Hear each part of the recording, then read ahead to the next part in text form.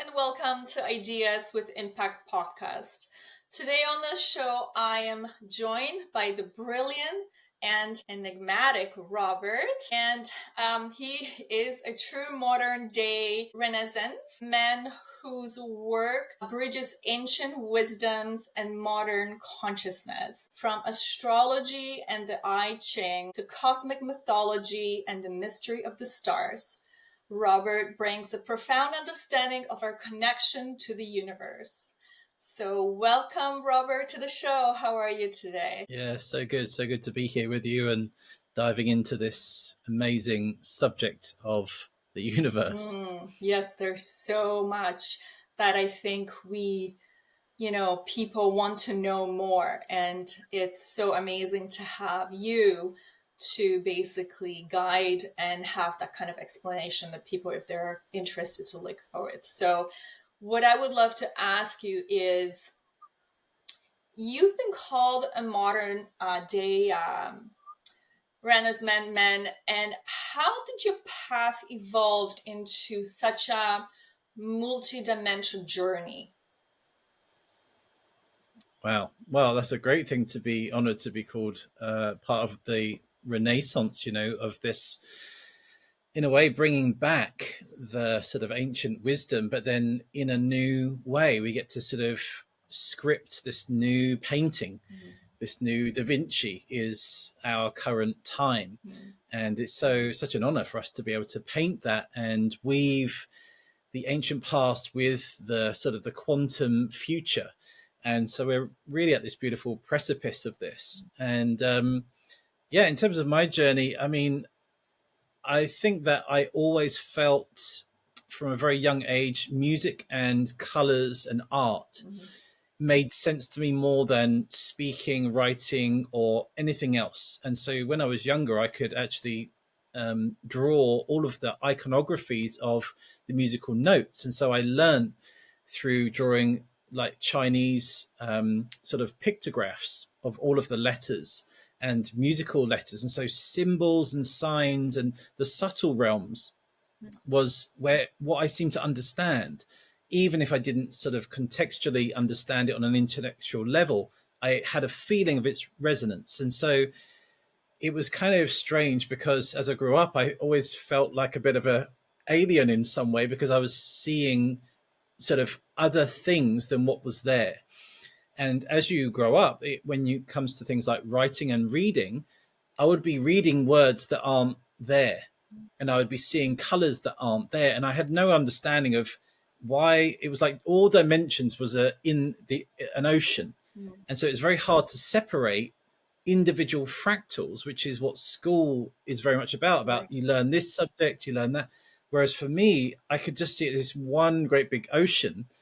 And I'm like, well, how do you separate the fish in this ocean? And so it took a while to figure that out. And it really wasn't until my sort of spiritual awakening that I felt like this feels like home now.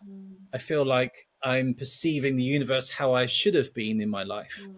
And so when you see it as this sort of grand tapestry, as this one ocean, that everything is in there, then really it's very easy to start to see patterns and synchronicities and weave different traditions together.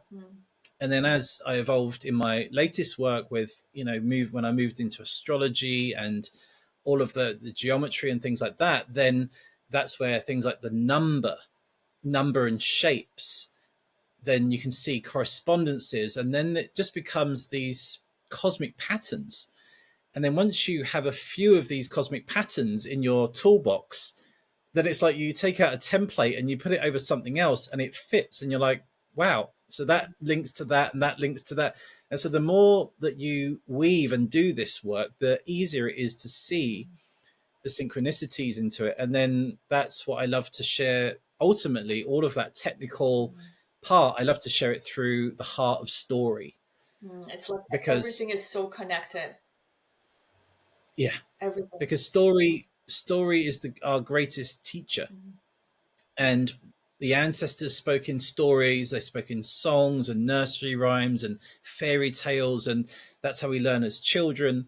And so that's what we would do, around the campfires, looking up at the stars, sharing the stories to gift the moral virtues, and also like what doesn't go right if you choose the wrong thing. And that's where you have the Greek mythologies and tragedies. And so that's why you can move into this work with a left brain, and you've got all the degrees and all the precise parts. But truly, what I always say is that people don't learn astrology to learn astrology. They learn astrology to find out truly about themselves. And so when you can blend the right brain of the storytelling and weave all the technical things in, then it works for both sides of the brain, and then you can move into the heart. And so this is the sort of the weaving magic that this is what I share as a pathway. Mm-hmm. When did you discover that? At what age? Well, I had my spiritual awakening at 33 years old, which was kind of fairly symbolic. Yes. And that was pretty abrupt. That was sort of, I went from no sort of any background, or nobody in my family was into anything spiritual. I was just a normal guy doing a normal job. And then it just one day, I went to a yoga class for the first time ever. And I wasn't even sure why I was going to this yoga class. I was thinking, well, what's yoga? It's just stretching and stuff. I had no connection to it at all. And then when I went, then at the end, it was this meditation to say, close your eyes. And I remember thinking, why would you close your eyes in the middle of the day? Like, that's what old people do. Like, why would I'm not tired. And so it was this weird thing. And as soon as I closed my eyes, that's when I entered this inner universe, and I could see the stars, I could see the planets, and I didn't realize I completely left my body, and I'm there floating around in space. And it was only when the teacher said, okay, now come back into the space. And I'm like, whoa, I have been so far out. And so then I came back, and I could see which I didn't know at the time, but I could see everybody's chakras. Oh, wow. I could see these golden orbs all down their body and above their head. And I'm thinking like I thought I was seeing stars, like when you look at something bright. And I sort of came back, and so that's really what kickstarted it off. And I just wanted to go back into that feeling time and time again, because it felt so good. So every day I was like, okay, shut my eyes, do the same process, and just see if I can do that again. And so then that was like this, it felt like I was being pulled from inside. Every time it was like an invitation. And then, of course, with that Piscean energy, it started to turn into like a waking dream time. So it was like having very visual shamanic type journeys, going, into space and going into the angelic realms, and then meeting galactic beings. And it was like a movie time. So I loved it. And every time I did it, I felt better and better and better. But by doing that, I was finding myself separating from that sort of 3D sort of lifestyle. I could no longer be the way I was. And so people noticed that I was changing and were wondering if I was okay, but I was like, I feel great. And they're like, are you sure? You don't really seem yourself. And so this split ends up happening between the life that you're leading and then the inner life. And then, so I'm really pleased that in the end, they now are woven, and it becomes your life. And so this is when you feel that sense of fulfillment, that you're doing what you're meant to be doing. Mm-hmm. Yeah, sometimes I find that we, humanity, just live in this kind of like a laneway, and you just keep on going. You're working the 9 to 5, you come home, you make dinner, you watch TV, and then you repeat the same thing over and over again. And we spoke a little bit earlier, and be honest with you, this is what happened to me before my big spiritual awakening about 8 years ago. And I'm not going to get into details, but I was like this, have kids,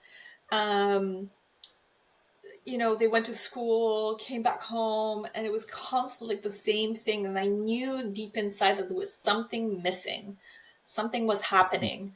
And And yeah, I'm very glad that this happened to me too. And when I went through my own meditation process, I saw these golden letters, and I couldn't understand what that was. But later on, I found out it was more like, you know, when you have those tablets, and there was like really golden letters of some sort of scripts. I still don't know what it means, but it was quite interesting to actually see that. It's profound. So I'm just continuous. So well, keep on going and keep on developing and keep on learning. So and yeah, I'm so Yeah. happy to have you on to learn a little bit more about this. Yeah, and I was just going to say, actually, there is a thing that is called, they are called fire letters. Okay. And that's the Hebrew language was known as fire letters. And so it was said that as you were to speak the words, that the letters would actually almost be in, you know, holographically like little flames. And so whenever I see things like golden scripts and these type of things, then yeah, it's like there's sort of a remembrance of these ancient languages. And when you're saying about this sort of golden light, then that's my immediate thought is about the ancient Hebrew fire letters. Yeah, it's quite interesting. What initially drew you to astrology, and can you recall the first moments you felt this truth in your own life? Yeah, I mean, I've always loved the stars. It's not even so much the planets, but more the stars for me. And I remember, you know, when I was younger, there was sort of these oracles that you would read in the back of the paper, and I knew which star sign I was, and I would read this part, and it was so true every time I read it. This, you know, Pisces this week, and I thought, how do they know how I'm feeling when they've never met me? And so I always knew that there was something profound to do with the zodiac and the stars, but of course, in my life, I sort of dismissed it, and I wasn't really connected to it. And then through my sort of spiritual journey, I knew a bit about astrology, but it wasn't really a main thing for me until I started to create my own modality. And as I was creating my own modality, it's all about color and how color is connected. And I called it the astrology of color. And so it was this project I was working on. And as I was weaving that process through, then I started to really focus in on astrology about how the planets and how our date of birth can be this map for us. And that's really what I really dedicated myself to, diving into astrology, and not just what we know now, but all of the ancient history of astrology. So all of the Chinese ancient astrology, all of the Persian astrology, um, going into the tropical, the sidereal, constellational, and then I went into Egypt with the Dendera stone. And then that's really where it clicked for me, because speaking about degrees and, you know, retrogrades, and that's one side of astrology, and the houses and all of that, but that it doesn't really, that feels like it's like the weather report for me, where it wasn't deep enough. It wasn't like our purpose, like what is the map inside of us. And so when I started to learn about what they call the star lore, and lore being Lore, meaning the folklore of where we would share stories. Well, of course, this was like the greatest thing, because now we can understand the stars and the movements of the heavens, but through story. And so that for me was amazing to dive into. And that's when I started to find every single Greek myth, all of the Bible stories, every story ever told, every nursery rhyme, everything that every story we've ever had. I started to find that all of it is in the stars. And so this is where the passion for me came, to say, I want to share this. I want to tell people about their story in the stars, because for me, it was the soul print that I was waiting for. And yes, you can get very good readings with the degrees, and all of these things in your natal chart. But for me, again, that's kind of very left brain, and maybe it can even be quite practical, which is great. But in terms of spiritual fulfillment, I felt like there was a gap missing. And when you weave in stories, then all of a sudden all of the planets are moving as one, rather than say Mars is stationed there and that means this. It's like, well, Mars is there and Venus is there and Saturn is there, and their dynamics and how that works. So it's a more of a holistic approach to it, and it resonates more on a soul level. So yeah, that's really where for me it was like I found like the jackpot in that for me. Is all astrology similar? So when we're talking about just Chinese astrology or the Western astrology, are they all similar in the way, or they're all differ? Or Vedic astrology? Yeah, I mean, well, they're the same in terms of there's one pie, i.e. the sky, and they decided to cut it up into different pieces, different various degrees. They started it in different angles and different degrees. But yeah, some of them honed in on, say, like a specific star. So rather than a constellation, they would use one specific star from that constellation, or they would use a constellation that we know and they would break it into parts. So they would focus on those three parts. And so it's all the same sort of view. It just depends on the interpretation.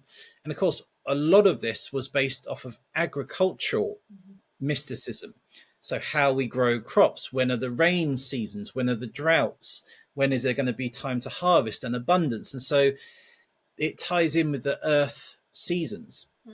So that's really what they used a lot of the stars for, as well as navigation, because obviously when we were pioneers going on ships and trying to find new land, we kind of take it for granted now, like, oh, we just take a flight to Egypt or something.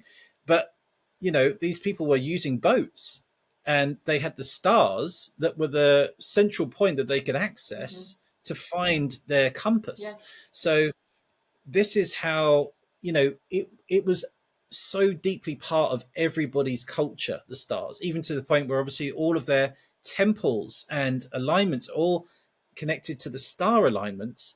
So it's just now that we've had this disconnection. Yeah. So it's just, yeah, I say it's just now that we've had a sort of a bit of a disconnection from the stars, and we speak a lot about planets and houses in the natal chart, but it feels like the stars have been left out of astrology. So when I started to see in the Dendera stone that they were looking at the 36 Decons of astrology, which is 10 degrees each, so there's 3 Decons within each zodiac sign, then all of a sudden you've got a much more nuanced way of looking at, say, your zodiac sign.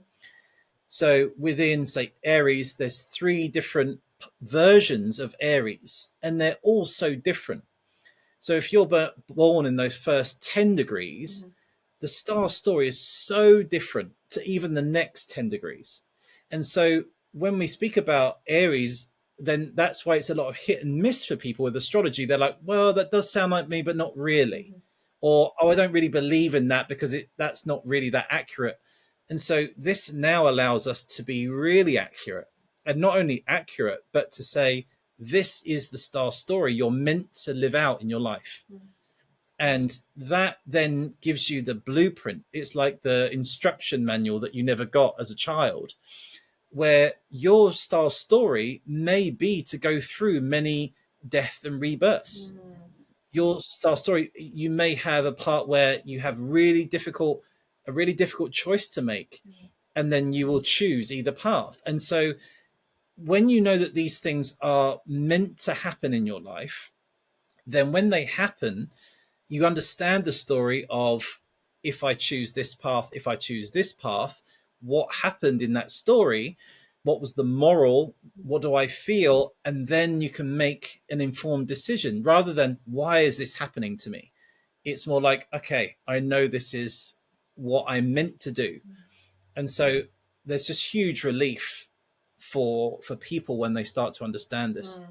Or what can I do to make a difference, or make a difference in my own life, right? To walk that path. Yeah. Yeah. So I say that because there's this idea of, destiny and fate. Right.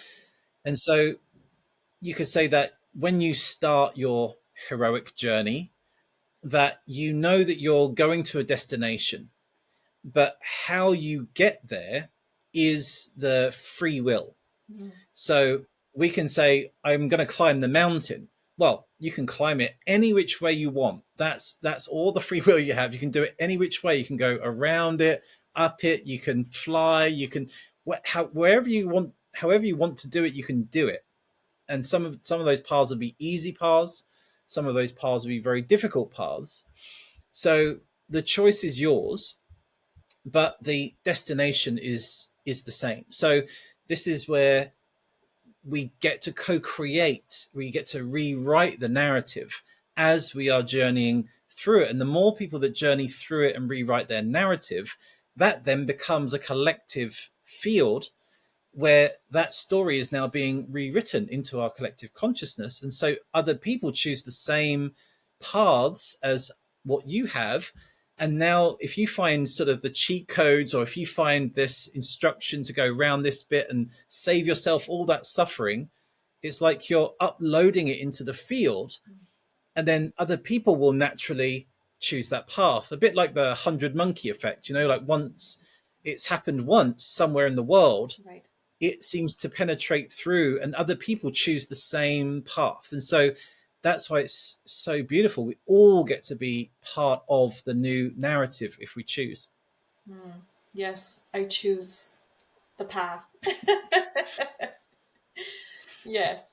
Can you walk us through the significance of is it Dendera stone, and what it reveals about our ancient relationship with the stars? Yeah, beautiful question. Well, the Dendera stone unfortunately was removed, and it's on the ceiling, and it was removed, and then it's now in the Louvre in France. And there's a sort of a recreation of it there in the Dendera temple. And Dendera is interesting because you could say it's the heart chakra temple of Egypt. So when you look at the Nile, each of the different temples sort of represent the different chakra system. And so it was very much a heart-based wisdom. And if you think about the heart, it's like the central point where everything moves around, which is exactly like the stars, that we have our pole star and everything moves around. And so it was very unusual to see the constellations exactly how they would be on a ceiling. And in that they encode, and there's a lot of discrepancy to saying, oh, maybe it was a Greco-Roman structure that was fairly recent that was put there, but it actually doesn't matter, because what is on there is preserved the actual stories that are there. So whether you believe it was rebuilt by Greco-Roman people or Babylon before that, Babylonian calendar is very, very similar to the Dendera stone. And so it doesn't actually matter on that level, because if you know how to read the story, then they are actually telling you the truth of what is up there. So I would say it's perhaps one of the most precious gems we've got in astrology that has been so undervalued when it comes to the zodiac and the natal chart. And that's why I wrote the book, because when I moved into astrology, it was learning about, houses and the zodiac signs and, the planets. And that was the main focus. When I found the Dendera stone and I started to work with the 36 Deacons of astrology, then this is when it all it was like the next octave. So, of course, astrology is kind of like a layered approach. So you learn tropical astrology normally as your first entryway into it, with the houses and the planets. And I always see tropical as like the seasons of the year. So you have this idea of Aries, the new lamb, and that's your spring. And so all of the seasons work very well with tropical astrology. Then as you move deeper, you move into the precession of the equinox, meaning that we are actually going through this great year. So we have our normal year, and then we have this great year that we're also going through, and that's why we say the age of Aquarius or the age of Pisces. That is really profound because that is the one that moves. So we move 1 degree every 72 years. And so when that tropical calendar was put in place, we are now 2000 years on. Well, now we're about 24 degrees now in precession than we were when the calendar was at 0 degrees Aries. So sidereal allows you to be in tune with what is currently happening. And so that's that layer. And then the next layer, which is this layer that I'm really pursuing more so, is what some people call true sky, or I call constellational. Because how they decided to do it, they would take the wheel and they would split it into 12 even parts. And sidereal is that same wheel, but just now 24 degrees different and forever moving. In constellational, this now gives you various degrees for each zodiac sign. So Pisces is huge in the sky. It will take up, say, 40 degrees. And same with Virgo, that's huge. So constellational is the degrees of how big the sign is. And so in Scorpios, it's really tiny. It's only, say, 5 degrees, 10 degrees. So it's a much different way of working. But with that, you really are on the current pulse and the current alignments to the very constellations that you're going through. So I feel like that is the renaissance of astrology, is that we will eventually move into this constellational astrology, and of course then also with the 36 Decons in there. Was there in the past 13 zodiac signs? Well, in my book I explore that there's actually 14 zodiac signs. So when we think about, when astrologers were looking at the stars, then we've got to think about where their culture was coming from. So this idea of splitting into 12 is a connection to the solar year. And then the 13 is more connected to the 13 months or the 13 moons. So that's the feminine cycle. And so the understanding that there are 13 moons a year that's a part that's been sort of buried and lost. And then we focus more on the masculine version of the 12 signs.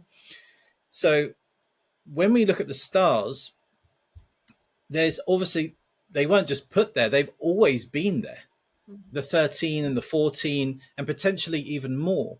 So they've always been there. It's just that the astrologers and astronomers didn't count them as being part of the zodiac because they wanted to keep it very neat. 360 degrees divided by 12 makes it very, very neat. And so that kind of keeps it in this rhythm. But that's why I say that as we're moving into the Aquarian age, we're now starting to move into irregular rhythms, which are actually more natural rhythms and more feminine cycles.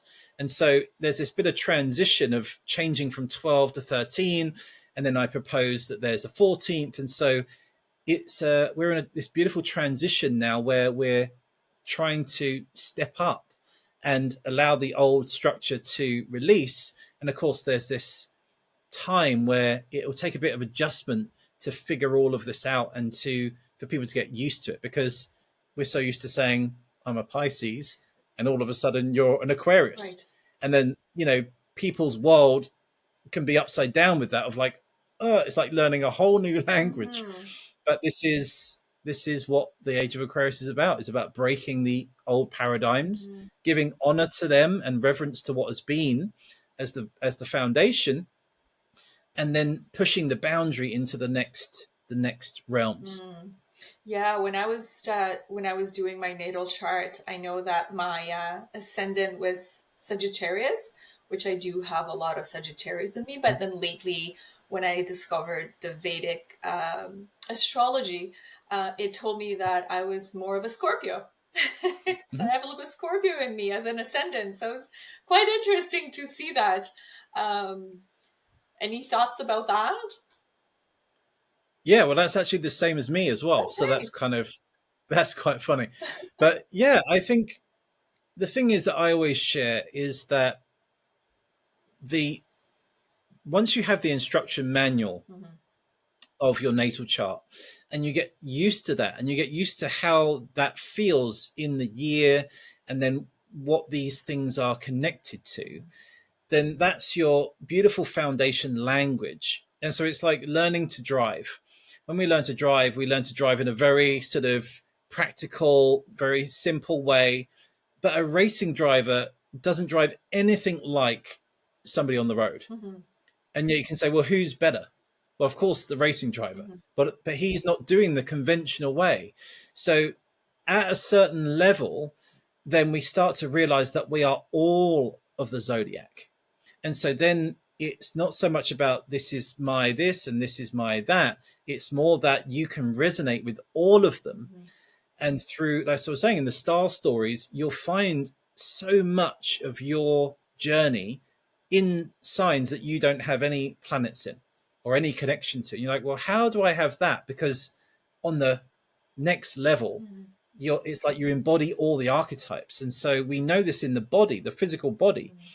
So the zodiac is in the physical body. So you have Aries at the head, you have Taurus at the throat, Gemini, the two arms, you have Cancer, which is the breasts, you have Leo, the heart, then you come down into Virgo, the stomach, the womb, Mm-hmm. Libra, down at the kidneys, the hips, Sagittarius, you go down into the thighs. Sorry, Scorpio is the sacral, so the sexual organs. Mm-hmm. Then you have Capricorn, which is the knee caps. And then you have Aquarius, which is the calves. And then Pisces is the feet, the two fish. Well, I don't want to be feet. Yes, you do. Yes, you do. Yes, you do. Because this is where we get this idea of in the Christ story, Mm-hmm. what does Mary Magdalene do to bless the Christ is that she washes his feet. Yes. Because he is the avatar of the Piscean age. Mm-hmm. And so this idea of the guru touching the guru's feet in India Mm-hmm. to get the blessings, that's popular because of the age of Pisces, because it's all to do with the feet. But in astrology, what's beautiful is because it's a wheel, is that if you were to bend the body on itself, the feet actually come to the top of the head. So the feet are the soul, the souls of your feet. Mm-hmm. So the feet is the soul star.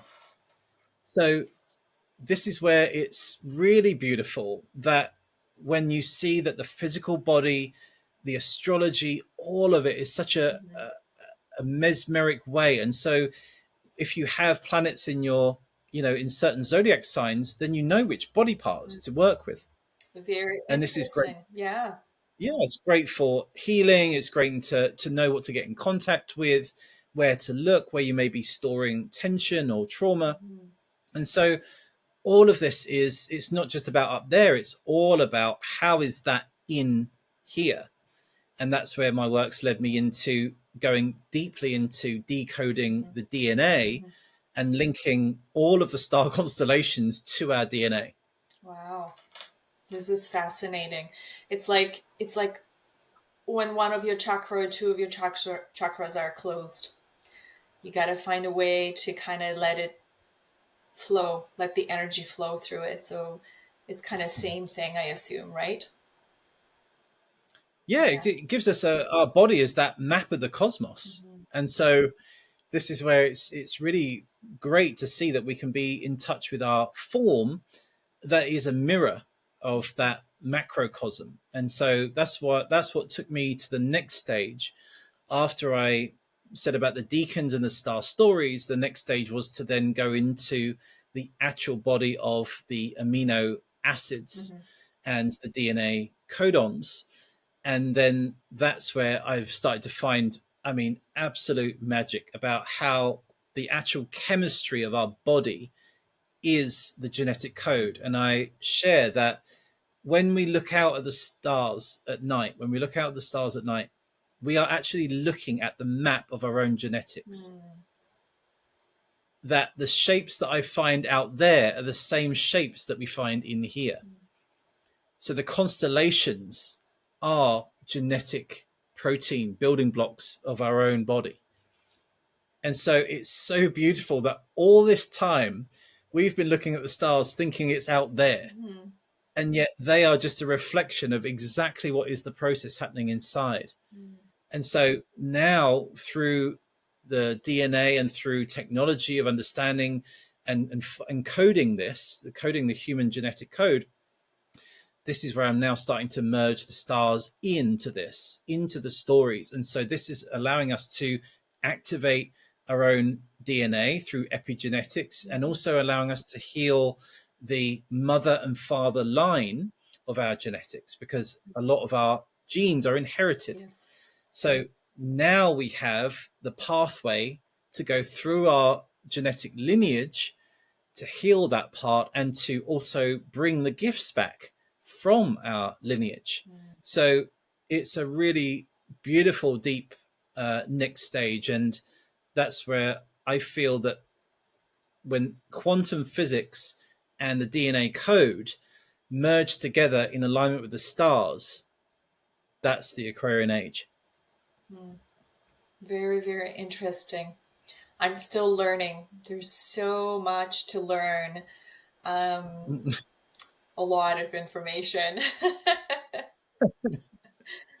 Yeah, it's just, but it's step by step. Yeah. And that's why I say that it's layered, and just take it one at a time. And, for me, I can share a story that could express something that's much more powerful in that one story than to learn all about degrees. And of course, they work side by side. But if you want to understand astrology, but you're like, wow, where do I start with all of this stuff? Listen to the stories, read the stories, and then that will give you a human connection to the map that you're seeing. Because when we're just looking at, a piece of paper with numbers on it, it can be very hard for us to connect on a human level. So when we say, oh, there's Saturn and Jupiter having a battle in the stars, and that's this, and that's the Greek myth of the Battle of the Titans, and then all of a sudden now you're vested into this story, like, well, what happened? And so there's a connection there. So as I say, if we go back to how we would teach kids and children in life, this is the way that we find the most powerful, and these are the most memorable. And then we can start to look at the maps with much more meaning. I love this. I absolutely love it, because I remember also, and I'm going to look into what you just suggested, but I remember also as a kid, going to my grandmother's in the middle of, like, she lived in the country, and we used to go in the field, middle of the field, pitch black. And then we would bring our blankets and pillows, and we would sit there, lay down and whatever. And we would just gaze up the sky. Like, it was just so amazing. And then every time there was a shooting star, we would make a wish. And my first book, I believe, that I ever received as either a Christmas gift or a birthday gift was an astrology book. So I must have been probably around 7 or 8. Do I remember much of it? No, but I was very fascinated with it. I remember just really, really diving in and reading and just being in awe. Now in my older age, I know that everything is connected. And again, having you, Robert, explaining it, it really will come to place and connect these dots, I'd say, for me, myself, and hopefully for everybody else that's listening. So I really appreciate that. Oh, that's kind to say. And it is kind of funny that if you think about it, that kind of is the job of astrologers, right? Is that we connect dots, like literally to make the constellations, those dots are stars. And so it's this same weaving. We just make bigger and bigger pictures of all of these stars that are all connected. And then that's, as I say, that's what allowed me to see that the actual star constellations I could see are in our own DNA. And I'm thinking, this is a direct mirror. And so this truth of that us and the cosmos are one, and this cosmic joke that all this time it's been there, all of our DNA is right there that we're looking at. And so this, it brings it into the human being, about the embodiment of all of this, that it's not just a mythology, is that you are the living mythology, and your life is the next mythology, you know. And so like your life, you then get to pass down to your children as the lessons that you've learned. And so then that's like a living mythology. And so then they don't choose those same paths. And so this is how we evolve in our consciousness as humanity. So yeah, the more that we get to share all of this and all of our stories in our natal chart and how they connect, then we are just up leveling the awareness in the field. And yeah, I feel like we're moving forward in leaps and bounds. I think so too. I think really truly believe that too. What exactly are Decons within each zodiac sign, and how do they deepen our understanding of astrology? Yeah, so the Deacons are it's such a beautiful science. And this is also what we think about, that astrology isn't just, you know, as we probably know, and people that you're speaking to, it's not just a metaphor thing. It's not just a woo-woo thing. This is a scientific, our most ancient scientific study. And this is how the ancient cultures had to live or die through this, because if there was famine, if there was droughts, if there was floods, like this was a matter of life and death for them. So we've got to remember that this is our oldest science, astrology. So with the Dendera stone, as I say, there are 3 Decons within every zodiac sign.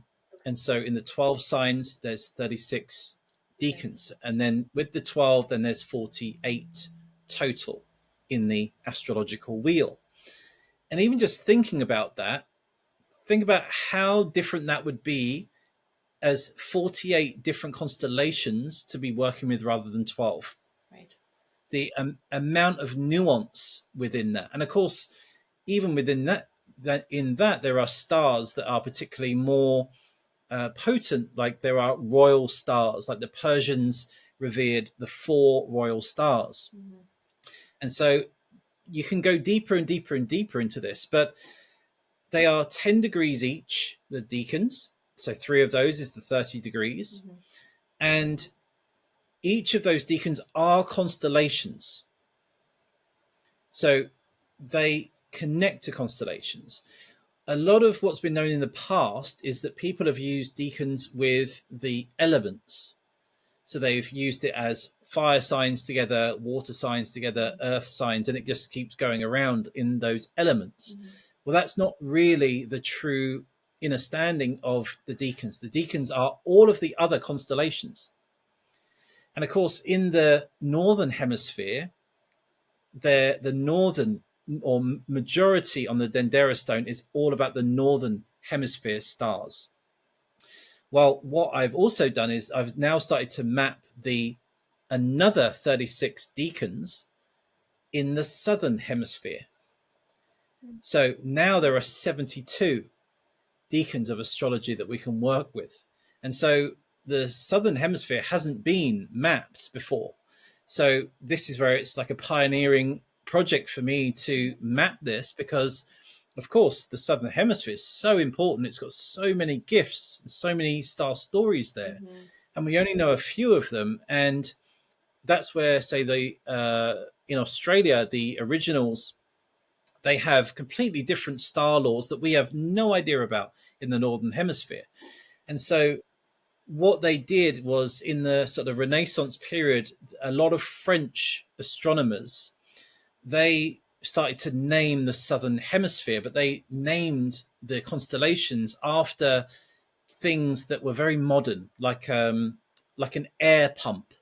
It's like you'd never get an air pump in normal astrology. So it's really, we need to reclaim and relook at what these star constellations, what shapes they make, what animals are they, and what archetypes are they. So it's a huge project. I'm sure it will take me quite a few years to put it together, but that then is going to give us both hemispheres, and it's like both hemispheres of the brain. The idea in Aquarius is to have this balance of both hemispheres and merge them as one. So yeah, it gives so much nuance. So for example, we'll take Pisces because that's your sign. So in Pisces we have the band, which is the actual band that ties the two fish together. You know, and you've seen the fish, and then on their tails there's this like V-shaped line. And they called that the band. And really what it is, it's like a ribbon, or it's described as like a ribbon or a rope.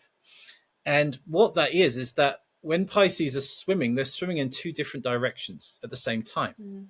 Right? So we'll have one idea, and at the same time another idea, and then we try and do both, and then at some point the string pulls, and then we're like, I can't go either way. Yes. So I can relate. Right. So something's got to give. You put all your fish in one basket. You've got to go all in one direction, and then that's what gives you progress. And one is towards the earthly plane, and one is toward divinity. So we always have this balance about the balance between earth and then the spiritual. And so it's a bit of a dance. So the first deacon is the band. So that's this idea of, if you have this in your chart, then this is the story, that your story is meant to be about this journey between two different paths. But when you can find one path that you can put both of your efforts into, wow, it's going to be amazing. And don't forget that the Pisces, they're not fish, they're dolphins. And this is in the Greeks pick this so beautifully, because they speak about that you have Eros and Aphrodite, and that they jumped into the ocean and they turned into two golden dolphins.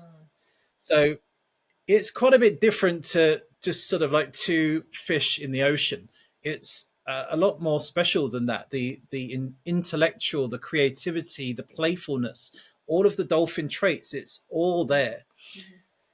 Then we have Andromeda, which is what my son is connected to. And it's one of my favorite stories. And it's another Greek myth. And of course, we have the Andromedan galaxy. And so Princess Andromeda was the princess of Ethiopia, of Africa, which is really interesting to think that. But Africa, or Ethiopia, is this royal lineage. And it's said that even the Ark of the Covenant is supposedly meant to be stored in Ethiopia today, and that people guard it, which is really interesting. So it has special lands, and the Nile actually starts there in Africa. Right. And when we look on the map, we think that it runs sort of down, but it actually runs up. When you look from Africa and go upwards, that's the way the river flows. So this idea of that she is the princess of the heavens, Andromeda. And she, in the story, she's set forth as a sacrifice, which is very much like a Christ story, but in a feminine way, where she's chained to a rock, which we'll get into in the next deacon. And she's sacrificed to this sea monster. And then in the Greek story, because it's very patriarchal, we have the hero that saves the damsel, and then he slays the dragon, right? It's a very typical motif. Well, when I went into this and saw that this female, she's actually like a Christ figure. So in this, she can actually break her own chains because she's chained to this rock. And from a feminine view, she wouldn't slay the dragon. She would befriend the dragon. She would want to ride the dragon. So all of a sudden now there's a completely different narrative to what we see in the stars. And so this then becomes this empowerment process. And that's what I'm writing in my book and my sharings, is that when we look at a flower, we'll see it in two different ways. And so if we look at it from this hero to save the damsel, or the fact that the feminine can find her inner empowerment and break her own chains. So this is the new narrative that we can start to balance the hemispheres. And then the final deacon is the tyrannical father. And this is the king of the heavens. But he's the king of the heavens, but he kind of rules it in a tyrannical way. And it was him that gave up his daughter. He sacrificed his own daughter so that he could keep his kingdom the way it was. So this is all connected to the father energy, the father wounds that we may experience. And so if you have this in your chart, for example, then you're probably going to have this father lineage wounding, or you're going to experience something very tyrannical from the masculine that is part of your path. So that's why I say, like, it really gives you this idea of, yeah, it's not great to experience it, but at least I know that I'm meant to. And so then what do we do to transform that, to work with that? And so this is how we change the story of, why is the masculine wounded in the first place? Why did the masculine become tyrannical? He wasn't born that way. So this is the deeper parts of understanding our star story.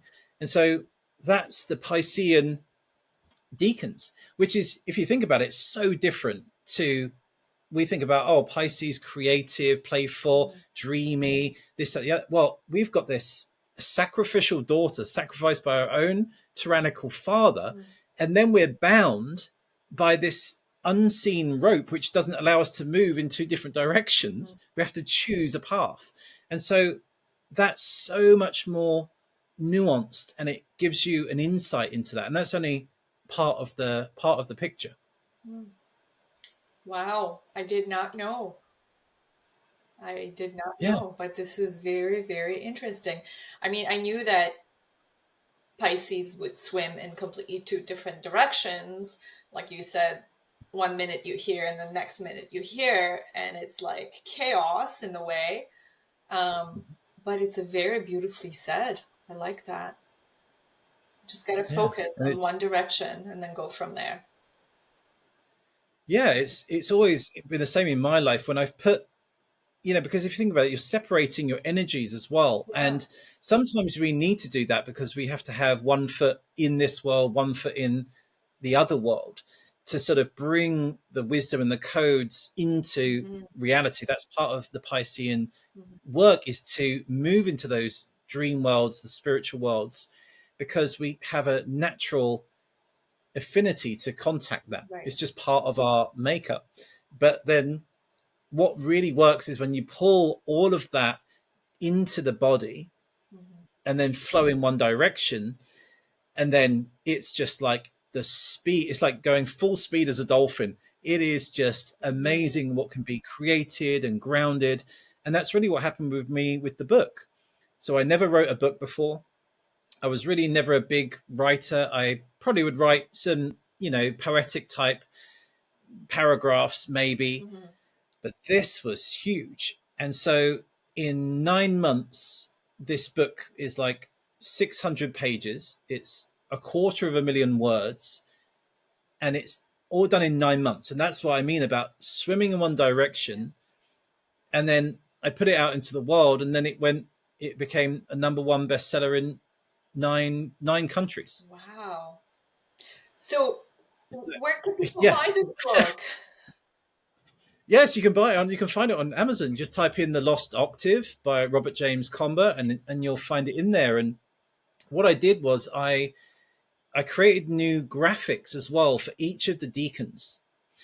And so I put it in the book because I wanted people to use it as an oracle as well. So with the I Ching, the connection to the I Ching, in that they would use the I Ching as this way of divination, as an oracle, to answer questions that you may have issues with. So this concept of using like a card deck and this oracle, I decided to put the card deck in the book as the Deacons.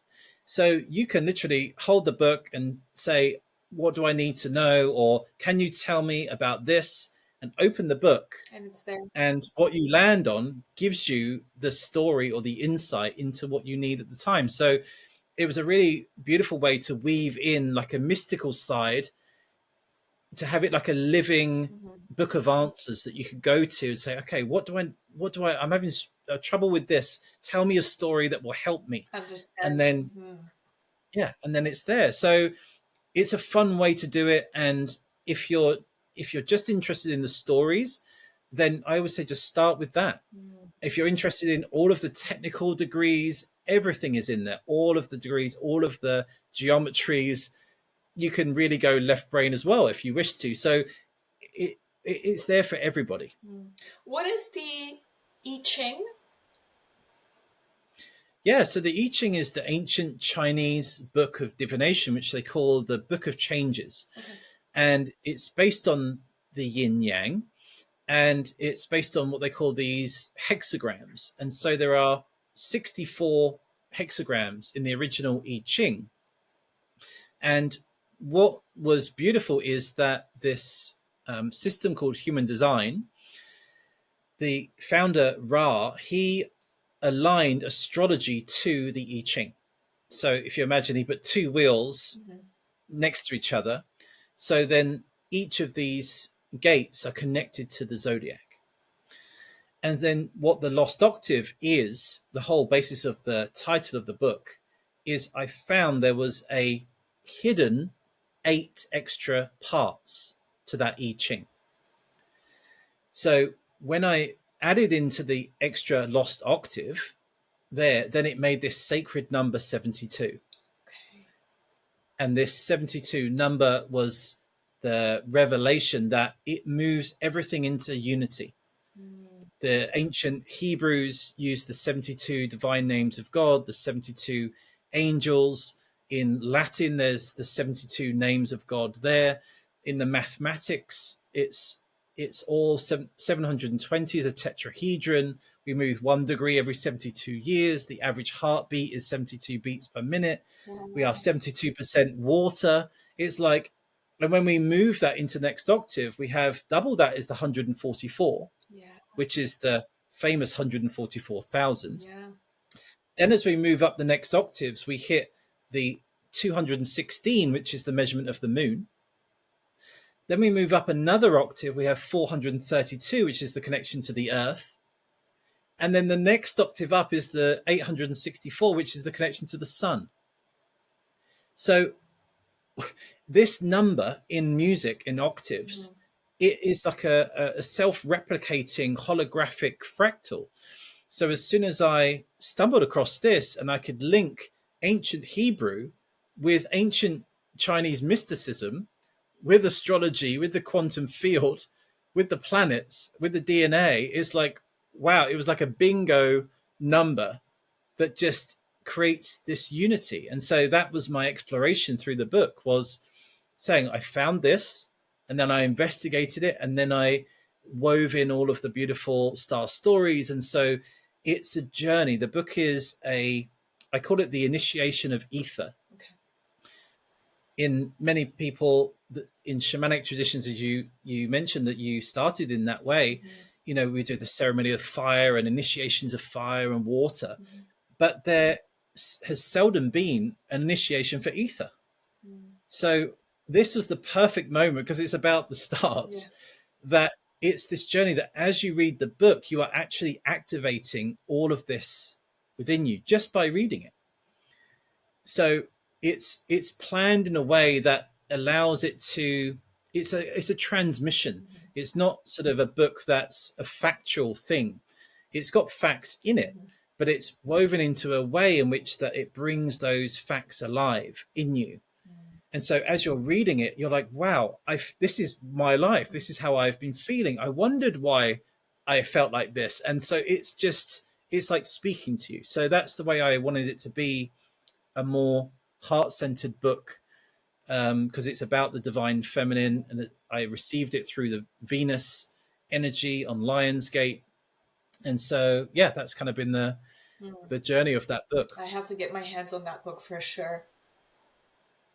Oh, you'll love it. Yeah. For a Piscean, you'll be in heaven with that book. Yeah, yeah. I always like to dip my toes into new findings, and again, like you said, expanding the consciousness, expanding your mind to things that, it will point you in the way and in the right direction, gives you a little bit more of understanding.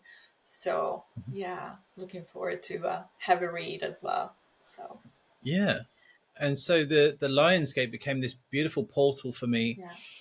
Of On the Lionsgate 2023 was when I received this information. I say received because it's, however you want to experience it, it's just your own being. It's just coming from within or within the field. It's really the same one thing. So it was like a revelation. And then that was that whole 9-month journey.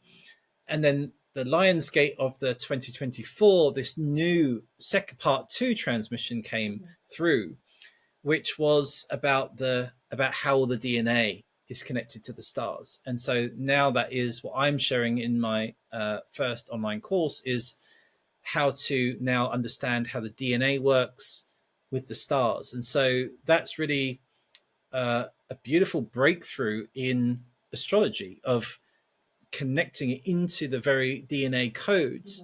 And this isn't sort of just a, how can I say, like this is a very scientific thing. So all of I decoded the entire maternal DNA and linked it into the star constellations. Wow. And this is, you could give this to a geneticist and they would be able to understand it exactly. Wow. So it's the science of the DNA linked to the stars. And so again, this idea of spiritual and the artistic, or the spiritual, the mythical and the scientific, the quantum. And just recently, only a couple of weeks ago, quantum science had just brought out this new finding. And it was so perfect to this story that I found in the stars. And when I linked it in, so now it's like understanding the stars in our DNA on the quantum level. So it really is alive, in the moment, week by week, unfolding. And it's so exciting to be on the very precipice of the breaking through into the new energies of this. Yeah, like you and we spoke a little bit earlier, and there's definitely a shift happening on this planet, and I am absolutely grateful to be here right now in this time of the year, time of this being that is absolutely amazing to witness this. So yeah. What is the story of Anunnaki, and how does it tie into broader cosmic narrative?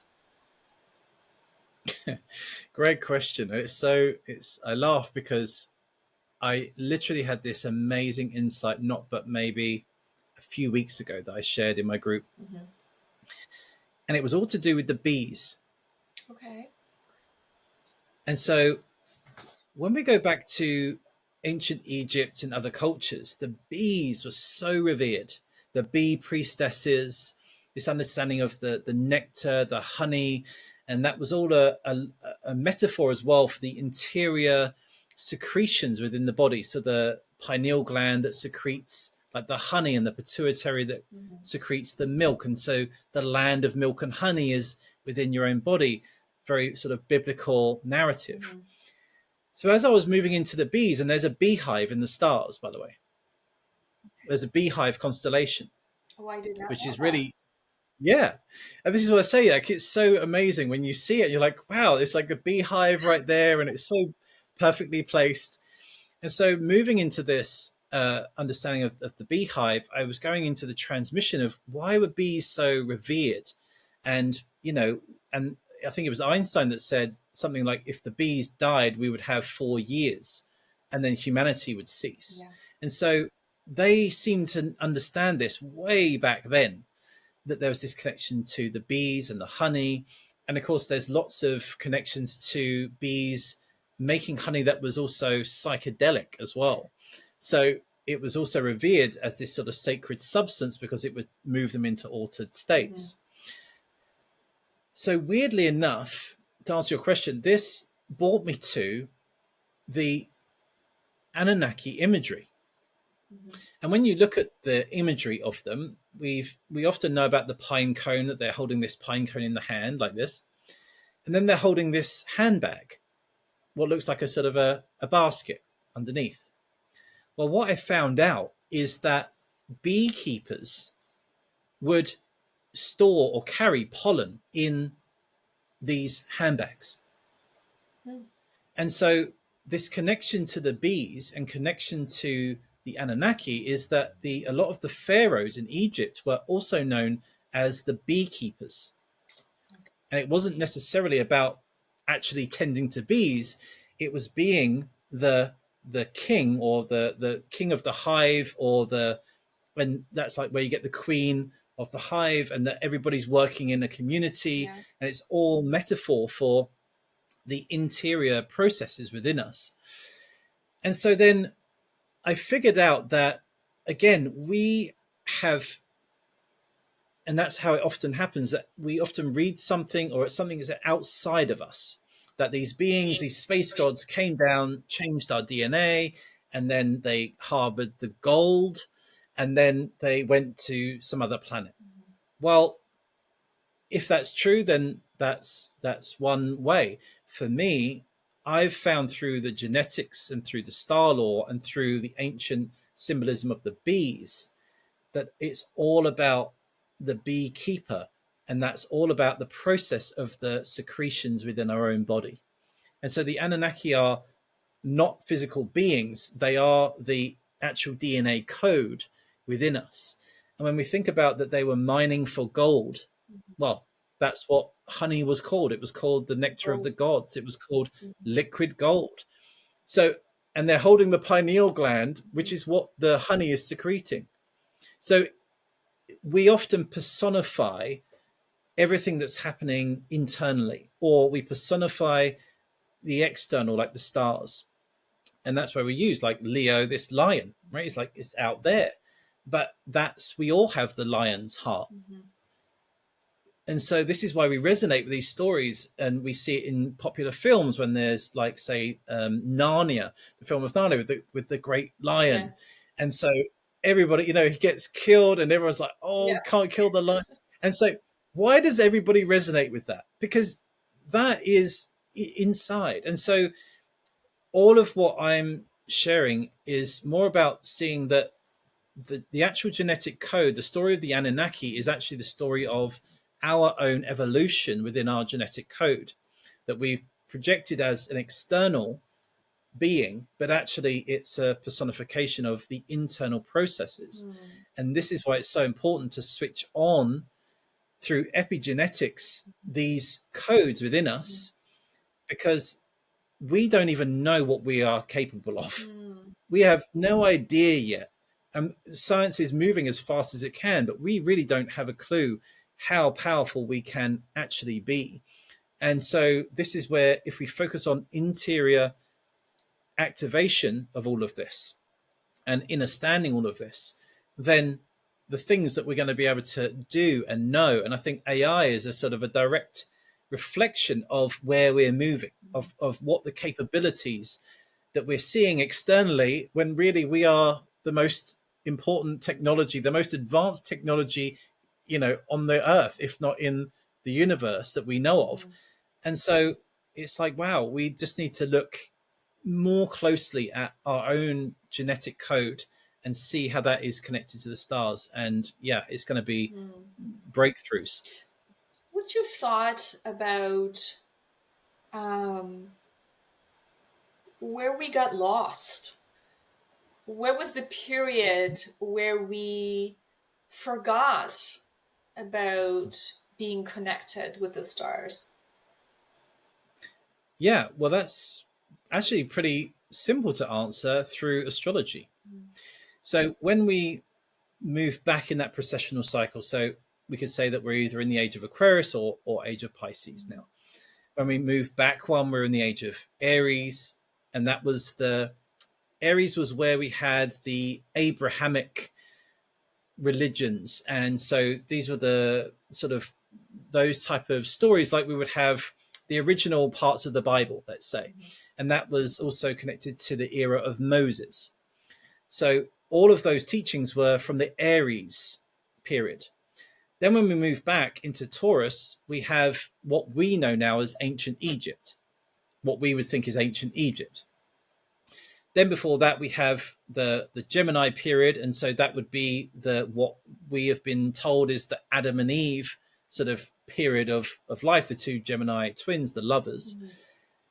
And then we also have further back, we have the Cancer, and Cancer is where we get the story of Noah's Ark, of the Great Flood. And of course, we see this in the Sumerian myths and many other myths about this Great Flood. Well, one sign back from that, we get to Leo. And so that is the alignment of the Sphinx. In the age of Leo is where the sun rose in exact alignment of the Sphinx. That really, truly 13,000 years ago, that would what we would call as the end of Atlantis. Okay. So as we move from Leo, the sun, into Cancer, which is ruled by the moon, the water, right there on that line, the Earth went through a complete pole flip. So the magnetic poles of the Earth flipped. And then what that does is that shifts all the water, and then that floods all the plains. Now, why we forget, this is really interesting to know. In order for a pole flip to happen, the magnetic field of the Earth has to weaken. Right? So the stronger it is, the more aligned it's going to be. When it starts to move and wobble, the magnetic field is weaker. Well, when it gets so weak, the pole flip happens and then it gets stronger again. Well, when we lose the magnetic field, the magnetics within inside us, it wipes our memory.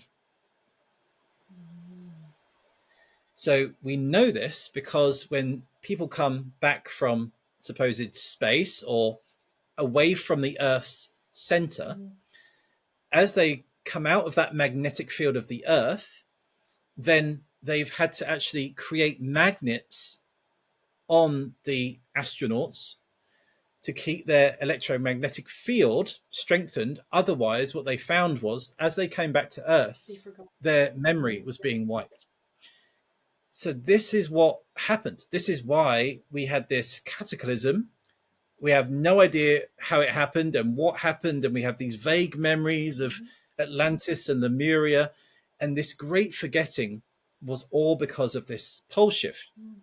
And so 13,000 years on, we are now exactly half the other side of that in Aquarius, or at the very beginnings of Aquarius, and we are due to have another pole shift. Yeah, I read that somewhere, that there is already shifts happening. Yeah, so the magnetic north moves quite a bit over many years. And so this pole shift, we are expected to have one. And so what I shared is that if we can do our own internal pole shift within, meaning that if we are normally more masculine, is to move and get in contact with the feminine. If we're normally in our feminine, we need to connect with the masculine. We need to balance the polarities within us. And that's really this Age of Aquarius is about the reconciliation of this merging as a spectrum. Rather than just yin and yang, it's like, well, it's a rainbow of connectedness. So if we can do that within, then I feel that the consciousness will raise enough that when the Earth does have its pole shift, that our memories won't be wiped and that we will actually stay away from the cataclysms of the Earth. Because it's all a direct reflection, is that the Earth and humanity is all a rhythmical dance. And so if we manage to raise our own energetic consciousness, then we then get to affect the planet as well. And so then we can actually stop this potential cataclysm from happening, or from happening in a way in which it would wipe off humanity again and make us go for a whole new reset. So this is the importance of doing this inner work, and to understand the astrology and the earth and the rhythms. And yeah, it's just one great big beautiful symphony that we just need to attune to. The more we spread this information, I think the more people can align and understand, and prevent from something like this happen again down the road. Maybe not in our lifetime, but in the futures to come. Yeah. So we are in Age of Aquarius right now, beginning of it, you said? We've actually, okay, I can share a bit of a secret if you want on here, is that we've actually been in the Age of Aquarius for probably about 200 to maybe 300 years already. Okay. So how can I say that? Well, what constitutes the age of Pisces, the age of Aquarius, is the question. And so again, we go back to this understanding of the 12 signs or the 36 Decons, which are also constellations. So Pisces is huge. Remember I was saying it's about 40 degrees in the sky. And one is going up and one is going across. Well, the one that's going across is the one that's going towards Aquarius. So it's almost the length of Pisces, right? It's almost 40 degrees. So yes, when the eastern horizon, when the sun comes up on the eastern horizon, of course it's in the fish of Pisces, but this is where it's different. If we just follow that line all the way up, then what we find is we find the Deacon of Aquarius, and that Deacon is Pegasus. And so when you look at that, you'll actually see Pegasus upside down, interestingly enough. And so the wings of Pegasus overlap Pisces. Yeah. So the same straight line, just because it doesn't move into the 12 signs, if we use the full constellational zodiac, then we'll actually see that we are simultaneously in this blending period between Pisces and Aquarius. And so we have been in the Deacon of Aquarius for 200, if not 300 years already. Wow. And when we think back to 300 years, which is quite a small number in the grand scheme of things, think about the 1700s to to AI. Like that is a beyond the quantum leap. Even 100 years ago, the 1920s to now is like it's so accelerated. So we are at the end of Pisces, but we are also in the Aquarius. Deacon of Pegasus, which is the Aquarian Deacon. So what does this mean, or what does this symbolize for humanity right now? I think it's a bit of a choice point of there is a narrative, there is a culture, there is a story, there are laws and rules, and there are all of the histories that we've known or we've been brought up to see. And that's one experience of reality. And most people live their lives to that. They live in that narrative. And very rarely do they question that narrative, or do they move outside the boundaries of that narrative. And it's kind of, a lot of it is locked in the patriarchal identification. And I'm not having anything bad at it, because we need that masculine structure also. And we need the masculine energy needs purpose. It wants to build, it wants to create, it wants to, all of the things that we have, all the modern developments that we have that have been built through this is amazing. However, through that is that story of the tyrannical king. is that, yes, we have this kingdom. Yes, we have abundance. Yes, we are now creating beautiful things. But somewhere along the line, that masculine tyrannical part of the masculine that was activated in Aries, there's something missing in there that's not coming into the masculine of the heart. It's still ruling from the head. The crown is still being worn on the head rather than worn on the heart. And so that's where now the feminine balance needs to come and show the way, to show the softness, but also the creativity, the natural cycles of the feminine, to tune into Mother Earth more deeply. And so this is where the masculine is all about the building, and yet perhaps not questioning the resources that it's using to build the building.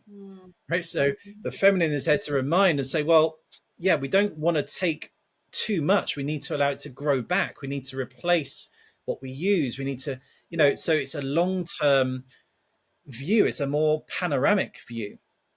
And so like you could say have that to dance together. You have to learn how to dance together. Yeah. And so this is what Aquarius is bringing us, this beautiful shift, and this pole flip is the pole flip into the divine feminine leadership. And it doesn't mean that the masculine is discarded. Right. It just means that it's a co-creation in the right balance.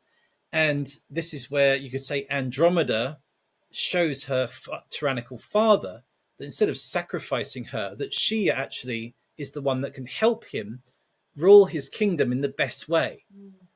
So he still has his kingdom, but she's the one that makes it beautiful. She's the one that makes it abundant and flourishing and nurturing for everyone. It's like it's the oasis of Eden back. So this is where this is this time. So the Aquarian part of the Piscean, this dual, people speak about, there feels like there's two timelines of Earth, right? Like this 5D Earth and the 3D Earth. Well, that is because we are being co-ruled at the same time by Aquarius, and Pisces are co-ruling us. And if we think about it, Pegasus is the white-winged mythical horse, which essentially is a unicorn. So it's like this, a unicorn is the most pure being, right? It's the prize in a way of the whole entire zodiac. Right. So all of the magic, all of this purity is weaving into our age at this time as it's being birthed. And so if we can tune into, yes, we have all of the negative stuff, the stuff that's truly happening in the world that's terrible and terrifying and horrendous, and all of the struggles, and it's not a fun roller coaster as well on that side. But this is where it's saying call in to find the magic in life, find magic in your life. And this is where the stars and the stories, because that is also there. At the same time, there is also this, sort of what's happening in the world. There is also, on top of that, there is also this amazing magic. And so that's what's happening at the moment, this parallel timeline that is flowing through. And if you can keep yourself in that vibration of the magic, of cultivating magic within you, then it's going to help you through the challenges and the birth pains that we're going through as we are blending into this new age. And that's why a lot of the children that are coming in have completely different mindsets, because they're attuning to that unicorn mindset. And the unicorn has the horn from the third eye. Yeah. So it's like having they come in with an activated third eye from birth, thinking, why are you doing this world like this? This doesn't even make sense to run the world like this. And so obviously they have to learn to mature as to how the world works, but then also we can learn from seeing what we've seen before, but in a new way. Absolutely. I see this in my own children, and it's exciting, because again, I believe in the change, and I think these children are here for a reason. Either you call them the crystal children, the rainbow children, whatever it is. And I think that's what it's happening right now. So it is amazing to see. Yeah. And I think we're by the sounds of it, there'll be the new ones will be the unicorn children. I think that's because we're underneath that beautiful thing. And that's what I say. If you want to learn about the age of Aquarius, like what is the age we're in with an Aquarian energy, read about the story of Pegasus. And when you read that story, you'll understand the symbol of what it means. And then you'll see how that applies to the world. And so, as I say, this idea of the band of the two fish at the moment in our end of Pisces, we're in that band. So this two timelines are happening at the same time. And at some point, that band is going to be cut and released.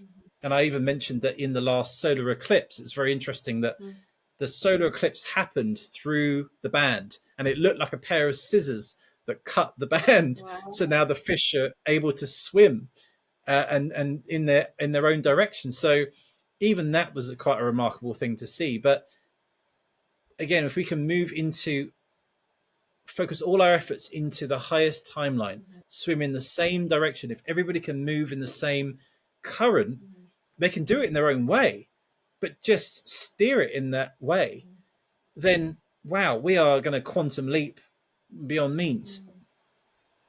Well, let's just hope that this is what's going to happen, because it is pretty chaotic up there. So yeah, but yeah, and it's definitely meant to be. Yes, and it has to go through that. We have to go through this. Yeah, it's definitely meant to be. And that's why I say, if you think about how difficult it may be, that how difficult it is to think that if you were born a Pisces, that now in sidereal you're now an Aquarian, how difficult that may be for you in your life, thinking, well, I don't know, does that resonate with me? I'm not. Think about all of that shift that you would have your own self, and then think about it on a cosmic level with a global group of people that maybe most of them are unfamiliar with any of these terminologies. So it's a whole new identity, a whole new different stream of things to understand about yourself. And so that's the reality of, if we can move through it with ease and grace through the Piscean waters, then it makes it softer. And that's that feminine again of move with softness, move with kindness, move with more compassion and understanding. And I would say the biggest gift of the book that when I was writing was I got to understand other people's journey. And when I could see that some people's journey is tough, like everybody has it tough in some form, but some people's natal charts are tough. They were born to go through the baptism of fire. And when I see that, and I'm thinking, you see people that are having outbursts, or they're crying, or their life's collapsing, and maybe there's judgments about that, or you're thinking, well, why are they always in this hole? Why are they always having to rebirth themselves? Can't they just pull themselves together? What's going? It's like, no, that is their life purpose. Like they are living out their purpose. It's about the process for them. It's not about just being, it's about having to keep moving through the layers. And so this is where it gives so much compassion to when you see other people that they're meant to be going through certain things. And so that's why I say, when we're kind to each other and saying, wow, heart to your design and your whole map it's a tough route to get to the top of that mountain. And it makes you more grateful for yours. And you're like, wow, I thought mine was tough. And then I saw yours and I'm like, wow, I'm pretty grateful actually for, where mine is right now. And so, yeah, it's this idea of it's not just about your natal chart. When you read the stories, you're reading the whole of humanity. Right. And then when you understand those stories, everybody you meet, you're thinking, wow, maybe you've got one of those maps that you came in, that you were born with. And you know what? Like, wow, I truly have compassion for you. And I can, it's a beautiful way to see the world. Yes, we all have to learn how to dance and go through this life without judgment, without pointing fingers. Like you said, we all have stories, we all have tough times and good times, and everybody has a different purpose on this earth. You just have to find that purpose. So Yeah. this will bring me to, in your own view, what is purpose of life?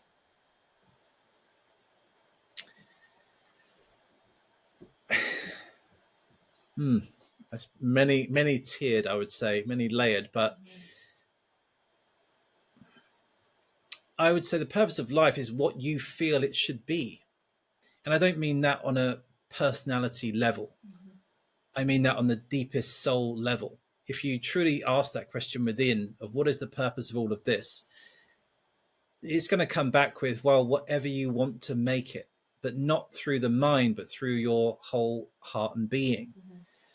And that's why I say there's a beautiful flexibility that I don't think that's been shared a lot, is that it's not that you know this, that you can manifest anything that you want, or it's that you get to be part of this beautiful co-creation.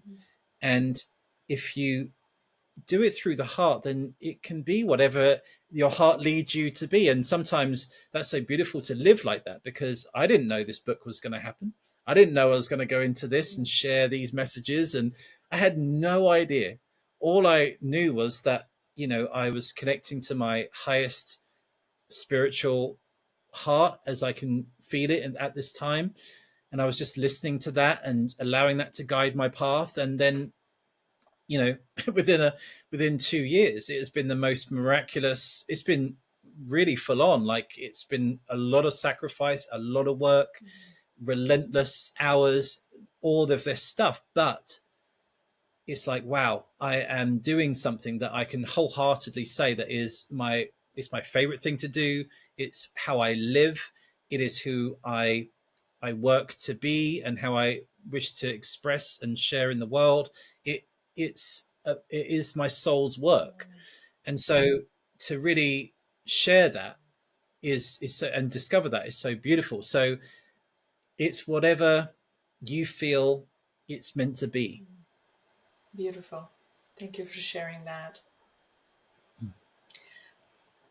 What daily practices or ritual help you stay attuned to cosmic rhythms and your inner truth?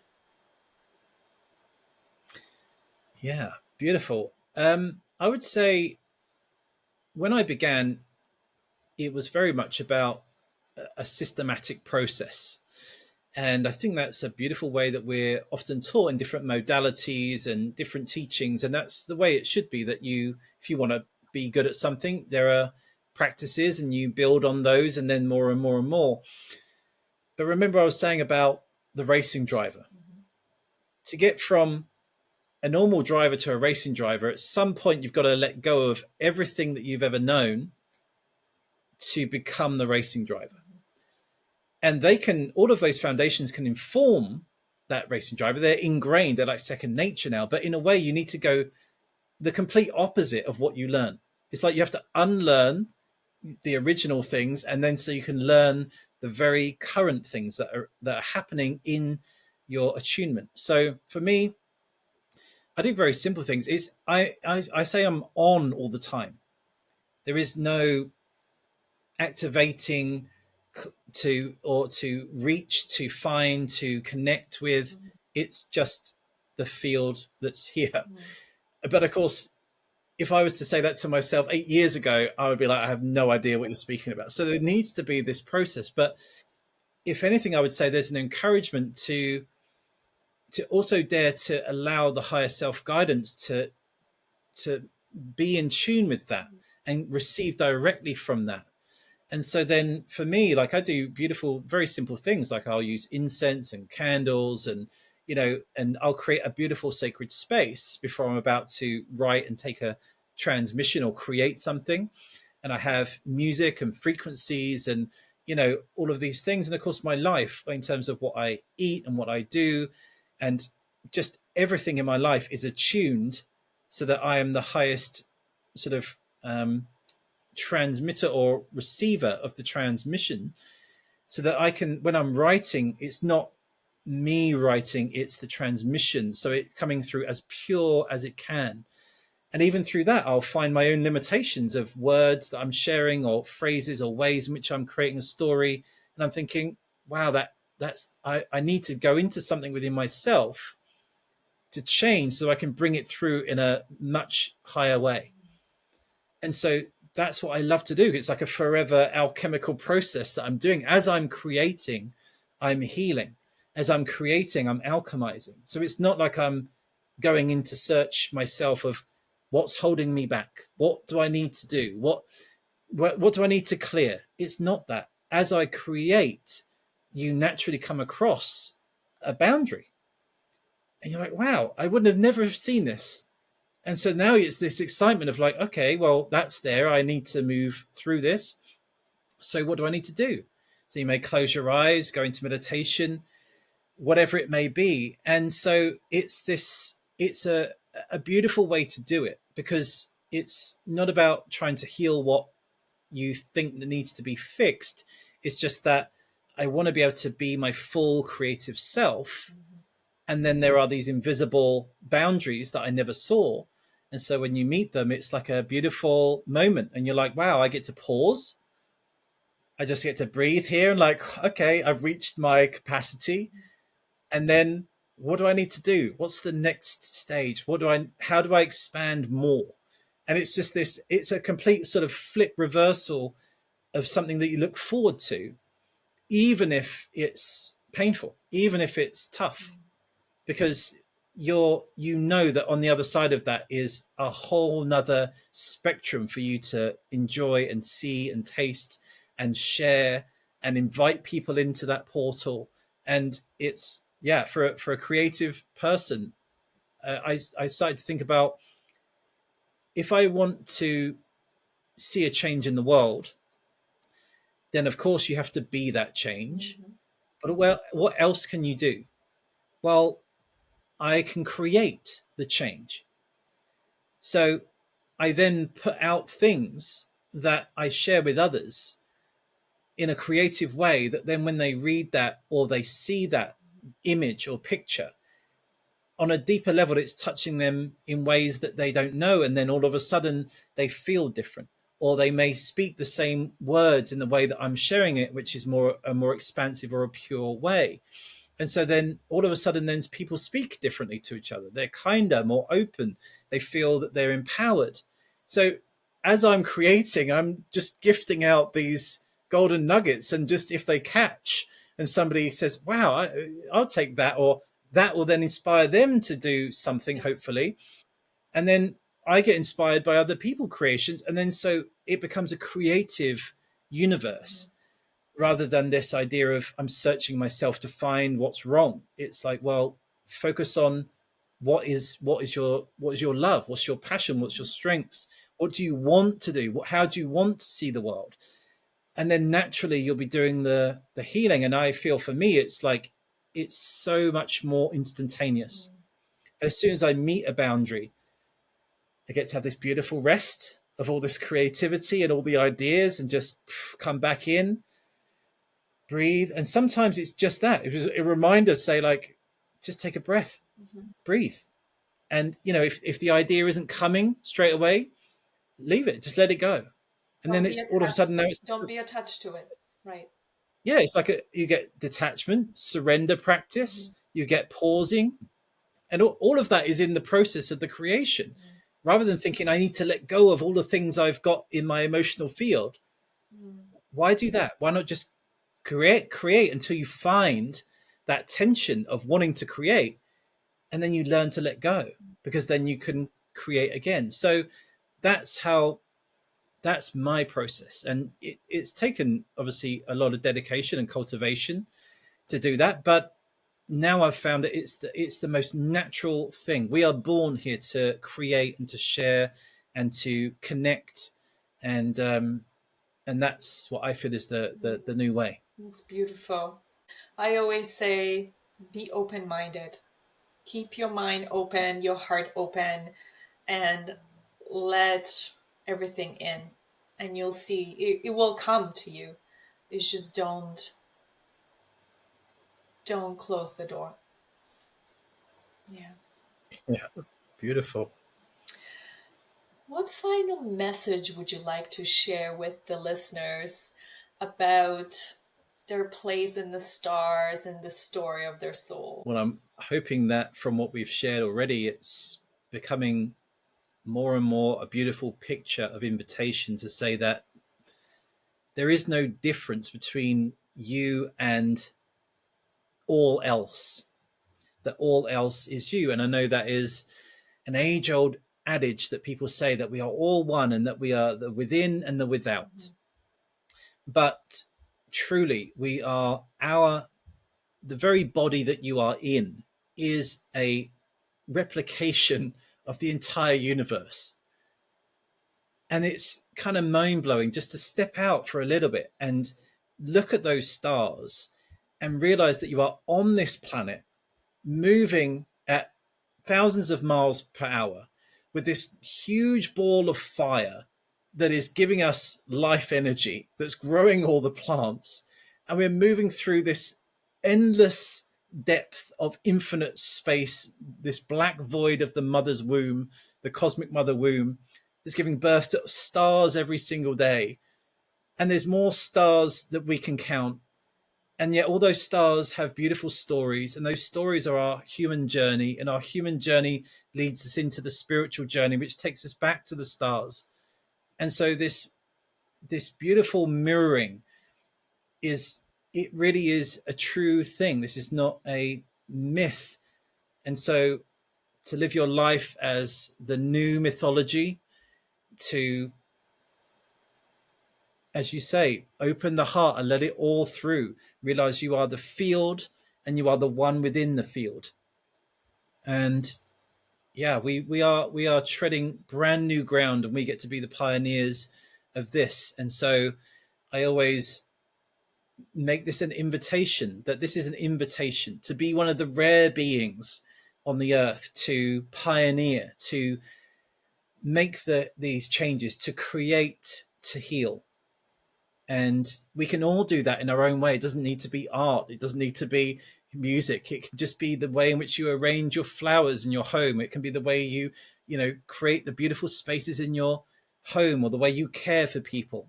It's all creativity. And so put your own flair, your own creativity, your own juice into it. Make it your own. Make everything you do your own with your full heart, and then watch what happens. Because what happens around you, what happens to the people around you, what happens to the world at large, if everybody is doing this, then it's going to become very obvious that we are so connected. Why would we want to hurt or harm each other or the earth? And so that's what I would say. It's like a magnetic pull towards another person. And at the end of the day, just be kind. Be kind. Robert, I will post all your information at the end of the show notes. So anybody who absolutely enjoy this conversation with you, have all the access to your work, your book, and everything. From the bottom of my heart, I really appreciate you coming on here and having this discussion with me. Absolutely, absolutely amazing. Oh, amazing. Thank you, Alexandra. So good to be with you, and so great questions as well. I love to, we can use the Zodiac as the opener, but I love to go into the deep oceans. And I think, as we're both Piscean, I think that was a beautiful deep dive. So thank you so much for having me on. Such a pleasure to be with you. And I look forward to this being shared out. Yeah. And hopefully down the road, we'll have another conversation. Yeah, absolutely. Thank you.